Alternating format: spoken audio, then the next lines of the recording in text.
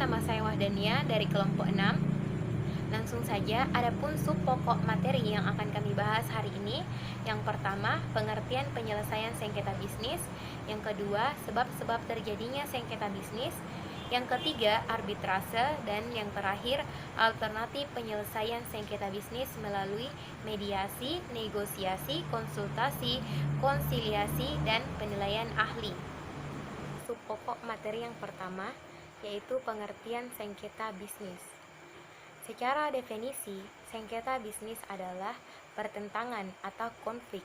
Sedangkan konflik itu sendiri berarti adanya perbedaan pendapat, penafsiran, maupun pertentangan antara orang-orang atau pihak terhadap suatu objek perselisihan atau suatu objek kepemilikan yang menimbulkan akibat hukum antara satu dengan yang lainnya. Sub pokok materi yang kedua yaitu sebab-sebab terjadinya sengketa bisnis. Penyebab terjadinya sengketa bisnis disebabkan oleh 5 hal. Yang pertama, konflik data, konflik kepentingan, konflik hubungan, konflik struktur, dan yang terakhir konflik nilai. Yang pertama, konflik data atau data konflik. Konflik data terjadi karena kekurangan informasi atau lack of information, kesalahan informasi atau misinformation, adanya perbedaan pandangan, adanya perbedaan interpretasi terhadap data, dan adanya perbedaan penafsiran terhadap prosedural. Sedangkan data sendiri merupakan suatu hal yang sangat penting dalam suatu persetujuan.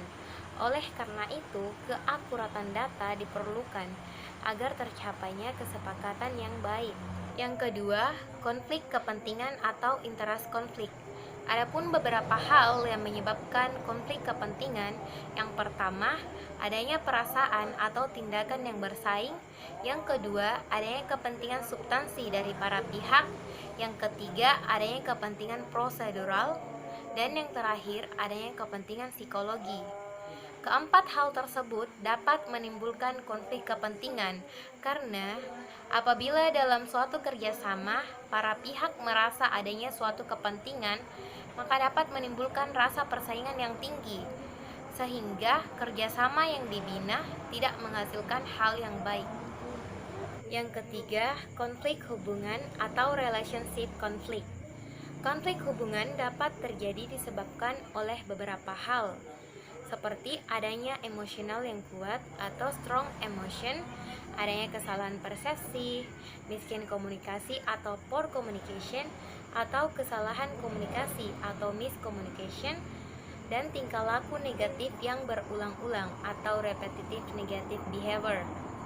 Maka dari itu, untuk mencegah terjadinya konflik hubungan, para pihak yang mengadakan kerjasama harus mengontrol emosi melalui suatu aturan main yang disepakati, seperti klarifikasi perbedaan persepsi dan bangun persepsi yang positif. Kemudian, perbaiki kualitas dan kuantitas komunikasi dan hilangkan tingkah laku negatif yang dilakukan secara berulang-ulang. Konflik struktur atau structural konflik disebabkan oleh adanya pola merusak perilaku atau interaksi, kontrol yang tidak sama, adanya kekuasaan dan kekuatan geografis, psikologi yang tidak sama, serta faktor-faktor lingkungan yang menghalangi kerjasama dan waktu yang sedikit. Konflik nilai atau value conflict. Konflik ini akan terjadi bila disebabkan oleh adanya perbedaan pendapat, perbedaan pandangan hidup, ideologi, dan agama, serta adanya penilaian sendiri tanpa memperhatikan penilaian orang lain. Pengertian arbitrase. Arbitrase adalah suatu prosedur yang oleh para pihak yang berselisih secara sukarela terikat dalam putusan pihak ketiga yang netral di luar proses peradilan yang normal. Kemudian kita masuk pada kelebihan arbitrase. Kelebihan arbitrase itu ada beberapa poin. Yang pertama, ketidakpercayaan pihak pada pengadilan negeri.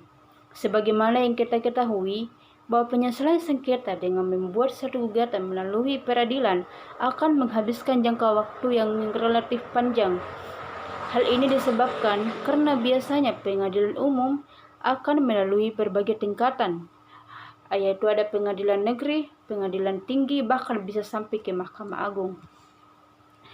Apabila proses putusan pengadilan negeri atau tingkatan pertama, pihak ini merasa tidak puas, maka putusan itu akan naik banding atau kasasi atau pembatalan, sehingga akan memakan jangka waktu yang cukup panjang dan berlarut-larut. Yang kedua yaitu prosesnya cepat. Sebagai satu proses pengambilan keputusan, arbitrase seringkali cepat dan tidak terlalu formal dan lebih murah daripada proses litigasi pengadilan. Kemudian kita masuk ke poin ketiga, yaitu dilakukan secara rahasia. Suatu keuntungan bagi dunia bisnis untuk menyerahkan suatu sengketa kepada badan atau majelis arbitrase, karena pemeriksaannya maupun pemutusan sengketa majelis arbitrase dilakukan secara tertutup, sehingga tidak ada publikasi dan para pihak terjaga kerahasiaannya. Kemudian, bebas memilih arbiter. Para pihak yang bersengketa dapat bebas memilih arbiter yang akan menyelesaikan persengketaan mereka. Jika dalam hal ini para pihak tidak bersepakat dalam memilih arbiter, maka dalam pasal 13 ayat 1 Undang-Undang Nomor 30 Tahun 1999 dinyatakan bahwa apabila tidak tercapai kesepakatan mengenai pemilihan arbiter atau ada ketentuan mengenai pengangkatan arbiter, Ketua Pengadilan Negeri dapat menunjuk arbiter atau majelis arbitrase. Poin kelima, yaitu diselesaikan oleh ahlinya atau expert. Menyelesaikan proses perselisihan di pengadilan kadangkala memerlukan biaya tambahan. Hal ini dikarenakan seringkali dijumpai hakim yang kurang mampu menangani kasus atau perselisihan yang bersifat teknis, sehingga memerlukan saksi ahli yang membutuhkan biaya. Kemudian poin keenam, yaitu merupakan putusan akhir atau final dan mengikat. Putusan arbitrase pada umumnya dianggap final dan binding atau tidak ada upaya untuk banding. Namun, apabila ada hukum yang berlaku dalam yurisdiksi yang bersangkutan menetapkan pelaksanaan putusan arbitrase melalui pengadilan yang harus mengesahkannya dan tidak berhak meninjau persoalan atau materi dari putusan tersebut. Poin ketujuh yaitu biayanya lebih murah. Biaya arbitrase biasanya terdiri dari biaya pendaftaran, biaya administrasi, dan biaya arbiter yang sudah ditentukan tarifnya. Prosedur arbitrase dibuat sederhana mungkin dan tidak terlalu formal. Di samping itu, para arbiter adalah ahli dan praktisi di bidang atau pokok yang persengketaannya, sehingga diharapkan mampu memberikan putusan cepat dan objektif. Hal ini ditentukan menghemat biaya jika dibandingkan dengan pengadilan. Yang terakhir yaitu bebas memilih hukum yang diberlakukan. Para pihak dapat memilih hukum yang akan diberlakukan yang ditentukan oleh para pihak sendiri dalam perjanjian, khusus yang dalam kaitannya dengan para pihak yang berbeda kewarganegaraan. Para pihak yang bebas memilih hukum ini berkait dengan teori pilihan hukum dalam hukum perdata internasional atau HPI.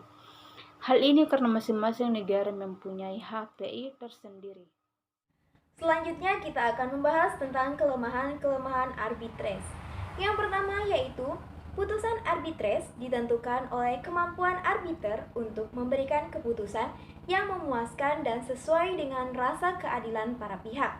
Yang kedua, apabila pihak yang salah tidak mau melaksanakan putusan arbitres, maka diperlukan perintah dari pengadilan untuk melakukan eksekusi atas putusan tersebut. Nah, yang ketiga, pada prakteknya, pengakuan dan pelaksanaan keputusan arbitres asing masih menjadi hal yang sulit. Yang keempat, pada umumnya pihak-pihak yang bersengketa di arbitres adalah perusahaan-perusahaan yang besar. Oleh karena itu, untuk mempertemukan kehendak para pihak yang bersengketa dan membawanya ke arbitres tidaklah mudah. Nah, kemudian yang kelima yaitu lembaga arbitres tidak mempunyai wewenang untuk mengeksekusi perkara arbitres. Yang keenam yaitu kurangnya kepatuhan para pihak terhadap hasil-hasil penyelesaian yang dicapai dalam arbitres sehingga seringkali mengingkari dengan berbagai cara. Dan yang terakhir yaitu kurangnya para pihak memegang etika bisnis. Oke baik, selanjutnya kita akan membahas tentang alternatif penyelesaian sengketa mediasi, negosiasi, konsultasi, konsiliasi, dan penilaian ahli. Nah, yang pertama adalah mediasi. Mediasi merupakan proses pengikutsertaan pihak ketiga dalam penyelesaian suatu perselisihan sebagai penasihat. Nah, adapun prinsip-prinsip dalam mediasi yang pertama yaitu confidentiality atau